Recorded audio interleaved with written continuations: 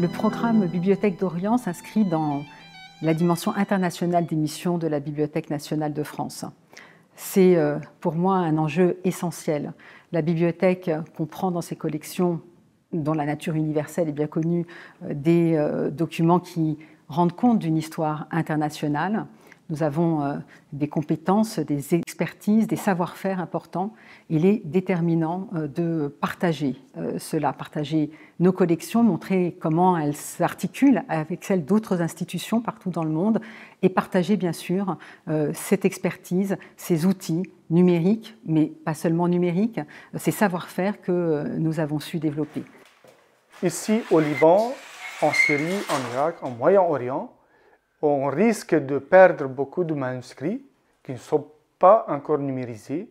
Sans l'aide de la Bibliothèque nationale et ses mécènes, l'œuvre d'Orient, on n'aura pas pu conserver et restaurer le Beit Gazo, c'est un mot syriaque, c'est-à-dire la maison des trésors. C'est le grand livre liturgique de l'Église syriaque catholique au temps du 5e, 6e siècle.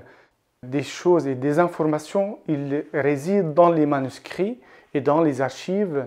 Et il faut donner ça pour tout le monde comme l'histoire universelle. Aussi, c'est un patrimoine pour tout le monde, ce n'est pas seulement pour nous en Orient. On a eu la chance d'avoir le soutien de l'œuvre d'Orient et la Bibliothèque nationale de France qui nous ont permis de lancer ce centre. Au-delà du fait de restaurer, de conserver, il faut également former ici, sur place, des professionnels qui pourront ensuite prendre le relais. À travers le programme Bibliothèque d'Orient, on a essayé de donner à voir Alexandrie, plus que de donner à lire, qu'on a essayé de tirer parti au mieux du corpus iconographique qu'on avait au Centre d'études alexandrines, qui a été réuni depuis une trentaine d'années. C'est une sorte d'invitation à venir découvrir la ville ou à rêver la ville comme on a envie de la rêver en lisant les livres qu'a inspiré Alexandrie. Gallica et le portail Bibliothèque d'Orient forment une sorte de vitrine pour notre travail qui est indispensable. La spécialité du fonds de l'IDEO, Caire, c'est les sources de la culture arabo-musulmane, c'est-à-dire tous les ouvrages écrits en arabe entre le 7e et le 17e siècle. C'est le premier millénaire de l'Hégire. Il y a eu un transfert de compétences extrêmement important qui s'est fait entre la BNF et l'IDEO dans le domaine de la numérisation, mise en ligne, description des œuvres. Mettre des milliers d'ouvrages sur Internet, c'est très facile et tout le monde le fait. L'enjeu n'est pas uniquement un enjeu de numérisation, mais un enjeu aussi de description des collections, de métadonnées, de catalogage, pour que les ouvrages soient accessibles de manière plus précise.